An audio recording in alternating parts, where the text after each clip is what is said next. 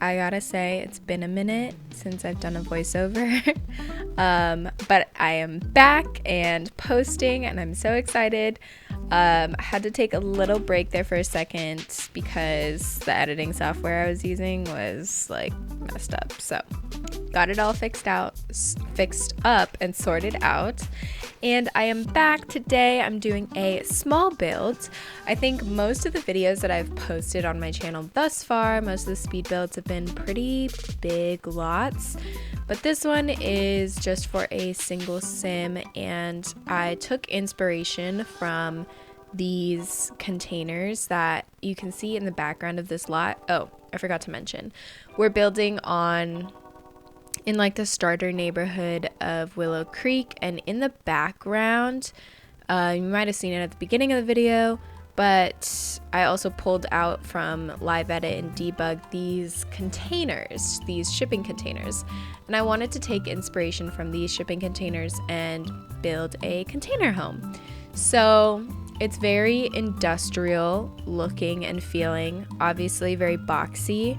I've only seen like a couple of these homes, these shipping container homes in real life, and they're super cool, but the thing about shipping containers is you can put windows in them, but most people I feel like don't, because it's a lot of extra work. So I decided to not put windows in. I put in like a fully glass panel door that's from Hey Harry's Brownstone collection.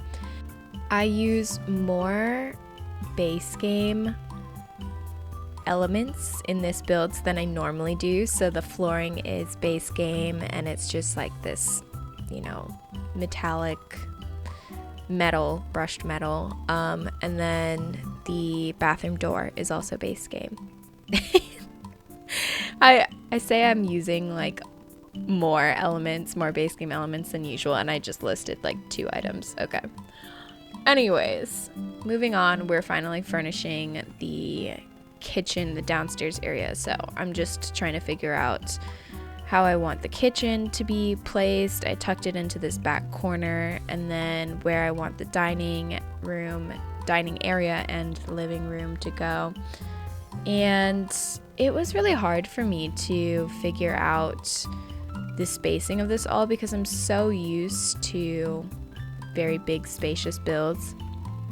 Obviously this one is a little more cramped. Working in a container home, it's very long and narrow, so working within this space, just trying to make sure that everything felt like it flowed and it wasn't super cramped visually, like the composition of everything, if you will, but also making sure that it's functional for your Sims to walk around and such. And I deleted this dining area, this larger table, because I was like, it's realistically, if it's for a single Sim, you don't need like a whole dining table and chairs. You just need like a little bar top, honestly. So this sofa is from, I believe, Hey Harry's living room set. It's the Bellini couch. It is so cute. I would love to have a couch like this in real life. And in real life, I see these couches in more industrial, modern homes. So I was very excited to be able to use this couch. It takes up a lot of space, so and it's very stylized, so I don't use it a ton in my other builds. And then I'm tucking a little seating area and, reading corner in underneath these floating stairs to make use of that space. And now we have headed on upstairs. I am trying to figure out the bedroom area. I use these stackable wire cubes from David's apartment. Honestly, I'm mixing and matching a ton of random sets together. The bedding, I believe, is Domaine du Clos by Pierre Sim, and that set is very like French chateau inspired. Obviously, totally not what this build is, but I figured the metal wire frame would look really good with the metal fence and all these like metallic elements. This coffee table that I just put at the end of the bed is from the Clutter Cat. And now I am putting in this easel TV stand, which I freaking love, from why am I forgetting? I think it's Joyce's Fox. I may be mistaken. The shelves in the back of this room are from David's apartment as well, and I'm just cluttering it up with a bunch of, like, I'm making this like a open closet system as well as bookshelves, and that's the first thing that you see when you walk in. It takes up, you know, a good chunk of the wall space, but it's all stylized, so I really like the way that it looks and that it came together.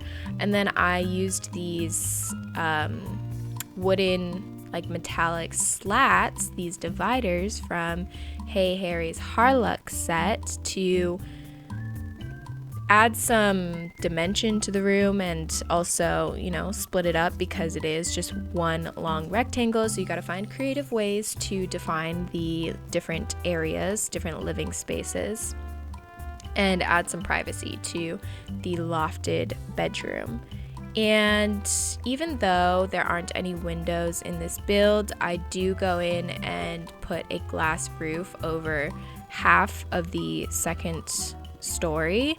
And the lighting looks so good during the day, especially if you have your, your higher res, like, graphics settings on your computer. If you have those turned on, you can see the lighting streaming through the ceiling and down into the loft area during different times of the day, and it looks so good.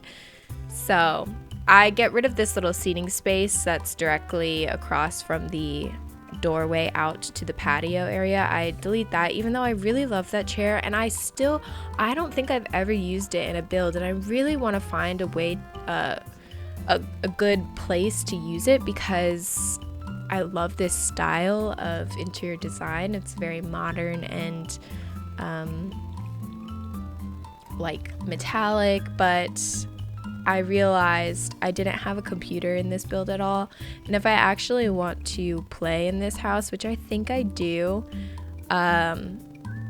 computers are just gonna make your Sims lives way easier. So I went ahead also and added a bunch of skill building activities on the rooftop. So I added an easel for painting, woodworking table, a punching bag, and then also some gardening pots, so your Sims can do everything.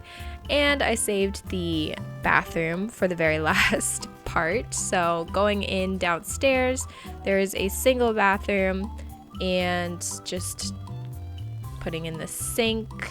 The sink is from, I'm not even gonna try and tell you because I wasn't paying attention when it was up on the screen.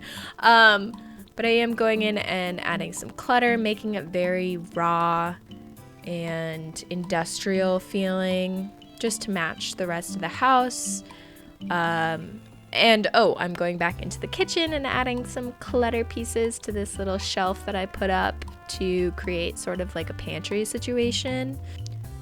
I like to think that I'm a minimalist, but if we're being realistic, I think I'm more of a minimalist hopeful. So if it were me living in this house, I think realistically I would have stuff cluttered up on shelves, and not everything would be put away in the countertops.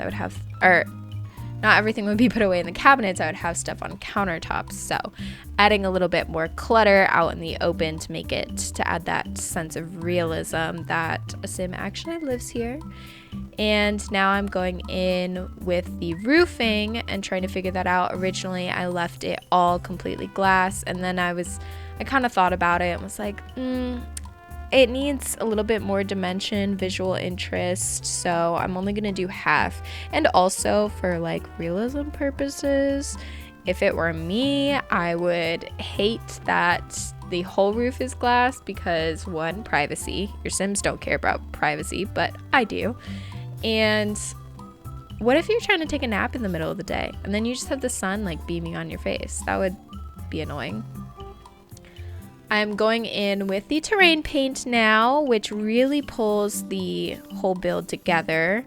I saved the terrain paint for last because The Sims 4 likes to delete your terrain paint if you are messing with walls and wall paint, and honestly, it's just kind of glitchy sometimes. So save it for very last so that I will not be burned again. And those pipes, by the way, I didn't mention it before, but those little pipes are base game and they're just from the live edit menu. And I'm pulling a lot of stuff from the live edit menu right now, like these bushes and things. And with that, I'm going to end this voiceover here. Thank you so much for watching. If you've made it this far, please give this video a like and subscribe to my channel for more speed builds like this. I will talk to you guys in the next video. Enjoy the screenshots.